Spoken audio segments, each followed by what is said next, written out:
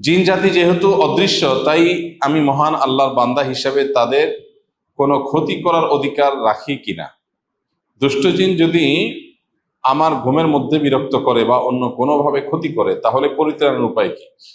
আমি যতটা জানি, বান্দার পায়ে কাটা ফুটলেও মহান আল্লাহ তাকে সওয়াব দিবেন। দুষ্ট জিন যদি আমার ঘুমের মধ্যে বিরক্ত করে, এর জন্য পরকালে মহান আল্লাহ আমার সওয়াব দিবেন কিনা? অনেকগুলো প্রশ্ন একসাথে করেছেন। প্রথম প্রশ্ন উত্তর হলো যে আল্লাহর সৃষ্টি হলেই তাকে কষ্ট দেয়া যাবে না এমন কথা নাই। আল্লাহ যদি কোনো সৃষ্টিকে সৃষ্টি করেন যেটা দিয়ে মানুষ উপকার হাসিল করবে, যেমন আল্লাহ তাআলা হালাল প্রাণীগুলো সৃষ্টি করেছেন মানুষের খাদ্য হিসেবে, অতএব তাদেরকে জবে করে খানা খাওয়া হালাল। আবার কোন প্রাণী যদি মানুষের কষ্টের কারণ হয়, উপদ্রবের কারণ হয়, তাহলে সেগুলোকে মারা, সেগুলোকে নিধন করা, এটারও অধিকার মানুষের আছে, কারণ আপনাকে সে কষ্ট দিচ্ছে। আর যদি কোনো প্রাণী আপনার কোনো কষ্ট না দেয়, কোনো ক্ষতি না করে, অহেতুক আপনি তাকে মারলেন, ক্ষতি করলেন, কষ্ট দিলেন, তাহলে সেটা অবশ্যই আপনার জন্য মাজমুম বা নিন্দনীয়, নিষিদ্ধ কাজ। অতএব কোনো জিন যদি আপনার ক্ষতি করে, তাহলে সেই ক্ষতি থেকে বাঁচার জন্য আপনি আত্মরক্ষামূলক কাজ করবেন, সেটাই স্বাভাবিক।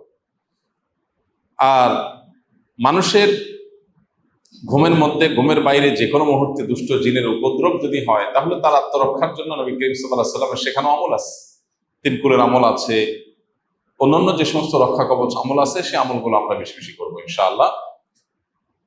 এবং কোনো বিপদ যদি হয়, অনেকে আছেন যে ব্ল্যাক ম্যাজিকের কারণে কষ্টে আছেন, অনেকে আছেন দুষ্ট জিনের উপদ্রবের কারণে কষ্টে আছেন, এবং এই কষ্টটা এত বেশি যে আসলে এই কষ্ট থেকে পরিত্রাণের উপায় অনেকে খুঁজে পান না। এবং অনেক সময় দেখা যায় কষ্টগুলো মাত্রাতিরিক্ত, অনেক বেশি, অনেক কষ্ট। পরিবারের কেউ জিনে আক্রান্ত, দুষ্ট জিনে সওয়ার হয়েছে তার উপরে, কিংবা কোনো সেহের বা ব্ল্যাক ম্যাজিক করা হয়েছে কারোর প্রতি, তখন দেখা যায় যে ওই পুরা পরিবারের মানুষের ঘুম হারাম হয়ে যায়, পেরেশানি কোনো শেষ থাকে না। সন্দেহ নাই, যদি এটা থেকে আত্মরক্ষার জন্য তিনি রুকিয়া শরঈয়া, শরিয়া সম্মত ঝাড়ফুঁক বা রুকিয়ার আশ্রয় নেন, রুকিয়ার মাধ্যমে তিনি ট্রিটমেন্টের চেষ্টা করেন, পাশাপাশি এই বিপদে তিনি সবর করেন, ধৈর্য ধারণ করেন, অবশ্যই এর জন্য তিনি বিনিময় লাভ করবেন। কারণ এটা তো সঠিক যে নবী করিম সাল্লাল্লাহু আলাইহি ওয়াসাল্লাম বলেছেন, ইমানদার তার যদি পায়ে কাঁটাও ফুটে এবং সে যদি সবর করে, ধৈর্য ধারণ করে, আল্লাহর ফয়সালাকে মেনে নেয়, এর বিনিময় সে আল্লাহর কাছ থেকে আজর এবং বিনিময় পাবে। এই জন্য যদি কেউ এরকম দুষ্টজনের উপদ্রব কিংবা সেহেরের শিকার হয়ে কষ্ট পায় এবং সে সবর করে, ইনশাআল্লাহ সে আল্লাহর কাছ থেকে আজর লাভ করবে। জুমার দিনে ইমাম সাহেবের কাছাকাছি বসা বলতে কি বোঝায়? এটা কি প্রথম কাতারে বসা বোঝায়? উদাহরণস্বরূপ বলা যায়, ইমাম সাহেবের সামনে দ্বিতীয় কাতারে বসা উত্তম নাকি দূর হলেও প্রথম কাতারে বসা উত্তম? ইমাম সাহেবের বাম পাশের কাতারের তুলনায় ডান পাশের কাতারে বসা কি উত্তম? এমনিতে সামনের কাতারে বসার ফজিলত পরিষ্কার, বিভিন্ন হাদিসে বিশুদ্ধভাবে বর্ণিত হয়েছে যে নবী করিম সাল্লাল্লাহু আলাইহি ওয়াসাল্লাম ইরশাদ করেছেন, যদি কেউ সামনের কাতারে দাঁড়ানোর ফজিলত জানতো, মানে সত্যিকারের ফজিলত জানতো, আল্লাহর কাছে যে কি মর্যাদা, সে বাস্তব রূপটা যদি কেউ উপলব্ধি করতে পারত, তাহলে তোমাদের সমাজে নামাজের সামনের কাতারে বসার জন্য লটারি করা লাগতো। অর্থাৎ সবাই বসতে চাইতো, যদি মানুষ জানতো, লোকেরা যদি জানতো, তাহলে লটারি করে সামনের কাতারে বসতে চাইতো। তার মানে সামনের কাতারে বসার, সামনের কাতারে দাঁড়ানোর নামাজের সময় এর বিশেষ ফজিলত আছে, যেটা অন্য কাতারে নাই।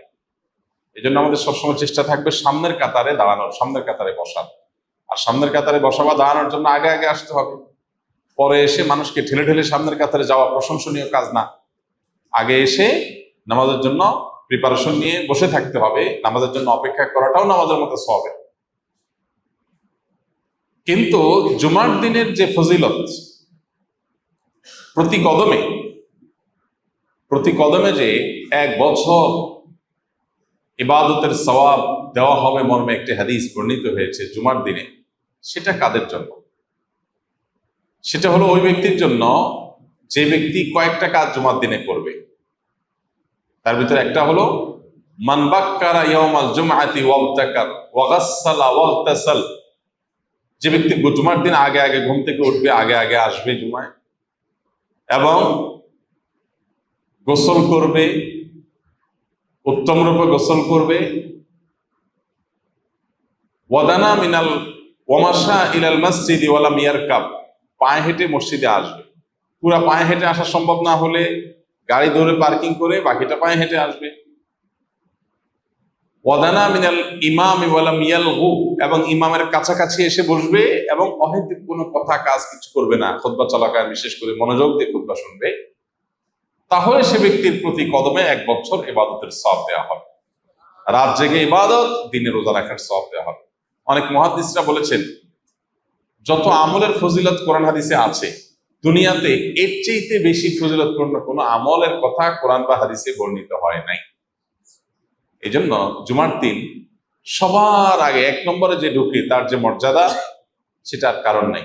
এইভাবে সিরিয়ালে ধারাবাহিকভাবে যে যত আগে ঢুকে তার মর্যাদা তত বেশি। সেই চেষ্টা আমরা করবো ইনশাআল্লাহ।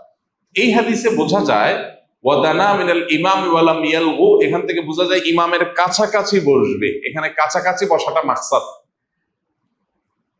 সামনের কাতার প্লাস পাশাপাশি, এটা যদি কেউ বসতে পারে তাহলে সে ডাবল ফজিলত পাইল।